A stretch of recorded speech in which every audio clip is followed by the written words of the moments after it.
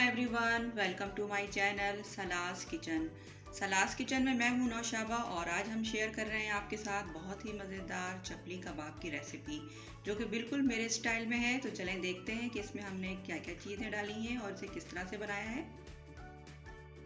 चपली कबाब के लिए हमने यहाँ पे 1.5 kg कीमा ले लिया है। उसके साथ हमने इस तरह से रवाज के टुकड़े भी कटिंग करवा लिए हैं क्योंकि चपली कबाब में ये बहुत ही टेस्टी लगता है और कबाब जो है वो बहुत ही जूसी बनता है।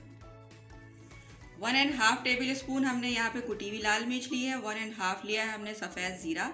1.5 लिया है हमने साबित धनिया लिया है, इसको भी हमने कूट लिया है। और 1/2 टेबल स्पून इसमें हमने अजवाइन ली है। 1/2 टेबल स्पून गरम मसाला लिया है और 1/2 टेबल स्पून इसमें हमने काला ज़ीरा लिया है।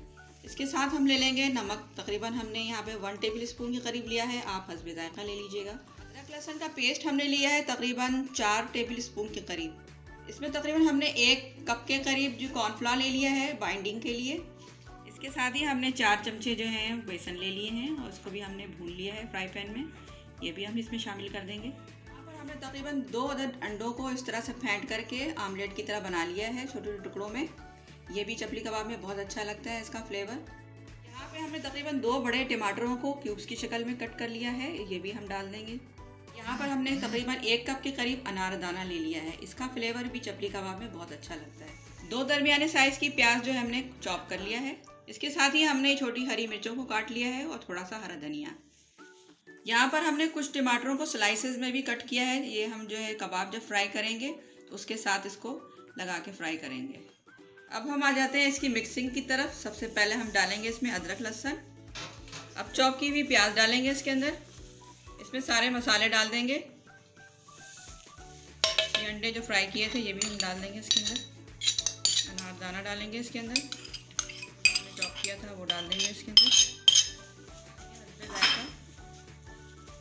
इसमें हरी मिर्चें और हरा धनिया डाल देंगे। इसमें कॉर्नफ्लोर, बेसन भी हम इसमें शामिल कर देंगे।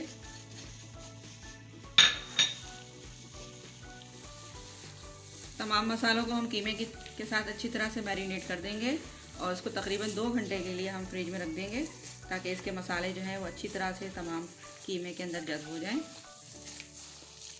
जितनी देर ये मैरिनेट रहता है उतना ही अच्छा टेस्ट इसके अंदर आता है।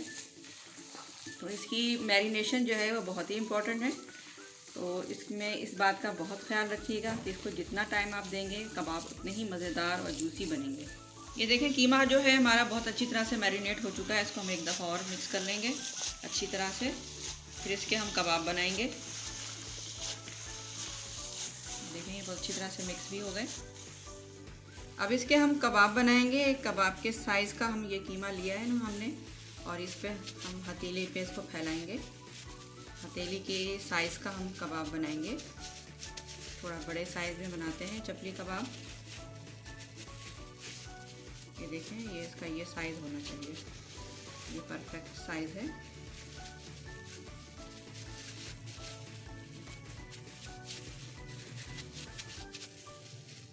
और इसके साथ ही जो हमने ये टमाटर स्लाइस में काटे थे ये भी हम साथ लगाते जाएंगे इसको। ये देखिए ये इसका साइज़ है, ये साइज़ होना चाहिए चपली कबाब का, ये परफेक्ट साइज़ है।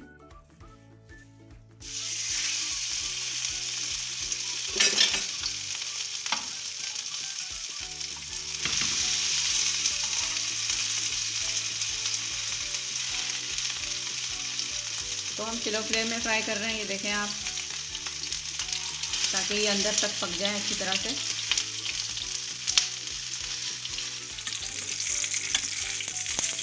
ये देखें ये कितना अच्छा कलर आया इसका। अब हम इसको जो है वो पलट देंगे। ये देखें कितना ज़बरदस्त बना है। इसको हम बिल्कुल स्लो फ्लेम में फ्राई करें। और ये हमारे मज़ेदार से गर्मा गर्म चपली कबाब बिल्कुल तैयार हैं, जिनको हमने हरी चटनी के साथ सर्व किया है। और आपने अभी देखा कि हमने इसे कितने आसानी से सिंपल इंग्रेडिएंट्स के साथ बनाया। इस तरह से आप भी इसे अपने घरों में बना सकते हैं और खूब इंजॉय कर सकते हैं।